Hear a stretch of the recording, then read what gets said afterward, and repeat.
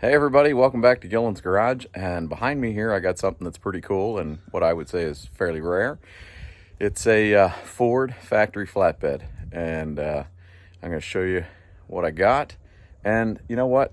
I don't know everything, and so I got some questions about this, and I'm hoping that some of you guys have a wealth of knowledge that I don't have and can help answer some questions for me. So stick around, and I hope you enjoy what I got here.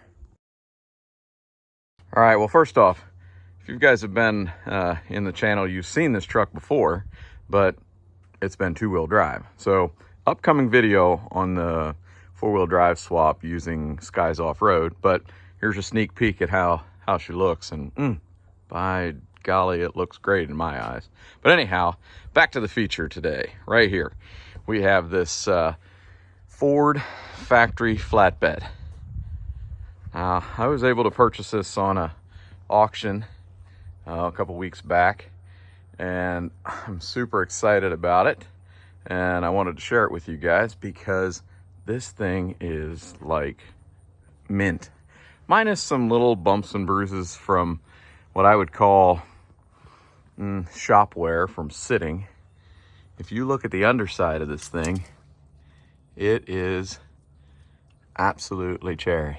Like, these bolts have no protective coating on them, and just a little bit of flash rust on the lock washer.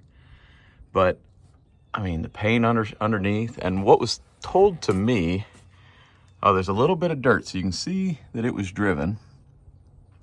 But apparently, shortly after purchasing, they took this bed off and must have put a utility box or utility bed on it. But I mean, the wood and all the brackets are in good shape. And here's an interesting thing.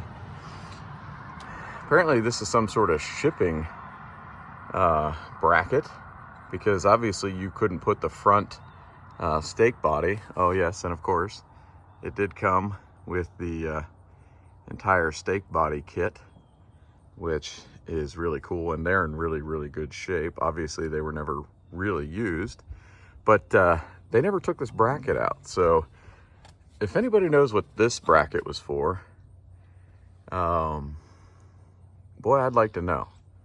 So, because I don't. But other than, a little tweak right there that you could, pull back in, and some rub marks, it sat in a like Quonset hut building, or a barn, Morton building, for as long as I know. Now, obviously, it did have a little bit of damage there. One of these lights is busted off, but that's pretty heavy gauge, so hopefully that can be bent back straight. But here's the interesting thing. So if you guys know the history of these original ones, and I don't remember the original years of the Ford script letters, so the cursive writing across the back. I know that was, I don't remember what date it started, but I know it ended in 56, and then in 57 they went with the Ford block letters, and they ran the Ford block letters from 57 to 79. Now, the best I can tell is that this would be 1973 or newer. And then I haven't found any photos, but I'm wondering if there was a different taillight configuration for maybe the 1957, which I'd like to find that out, because I'd like to put this bed on my 1957 F500, which I'll insert a picture of that now. But anyway, I got a set of Big Sky Country Montana mud flaps I'd like to put in place of those. They're a little short, so I might have to find a longer set, but something kind of cool.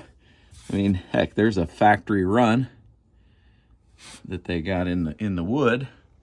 But again, here's another bracket that's got minimal protection, and it's in really good condition. Same with those unprotected bolts. The wiring on this thing is pretty incredible. The sun's not helping me there. There we go. The wiring is in really good condition. All the lights, well, this one's missing, but I think you can find these little lights. Well, actually, these are reflectors. I think you can still find these reflectors fairly commonly and be able to put that reflector back on. But again, paint quality in the 70s, you know, still got some of those. So the 57 is yellow and this is green. And I'm not sure how that's going to match very well, but by golly, I'd hate to paint this thing because, I mean, yeah, it's not perfect, but it took 50 years to get all these imperfections. So there's some interesting things though, like this must have come off of maybe like an F350, because there's some cutouts for the frame and then these frame extensions. So I'd say that the steel frame ended back here, but I'm not sure why it had those cutouts there. And for me on the 57, I probably am going to have to remove these extensions right here to be able to have the frame come the whole way to the back of the bed, and then maybe have a one of those larger hitches that bolts to the back. So if anybody has any pictures or anything along those lines they're willing to share with me, there's limited information out on the old interweb because these things are pretty much so rare. All right, well, that's pretty well wraps it up. And again, if you guys have any information about these or any history, please reach out to me. Let me know what you got, because I'd like to learn more. Anyhow, I'm going to go ahead and park this whole truck and truck and bed right in the shop until I get back from Montana. We leave here in about a week, and I'm actually taking the new truck with the 2-car trailer, and we're going to bring the 57 F500 home.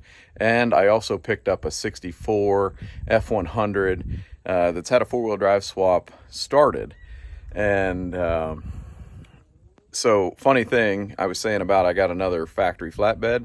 I'm going to use that single wheel flatbed on that 64. So I'm going to have 2 factory Ford flatbed trucks, which I think is kind of neat. I might sell one. I don't know. We'll see. I can't hoard them all. But anyhow, look for the breakdown on the 4-wheel drive swap on this 97 F350. And I got some other things in the works, things I need to go over. So anyhow, thanks for tuning in. Appreciate everything. And if you made it this far, thanks a lot, guys.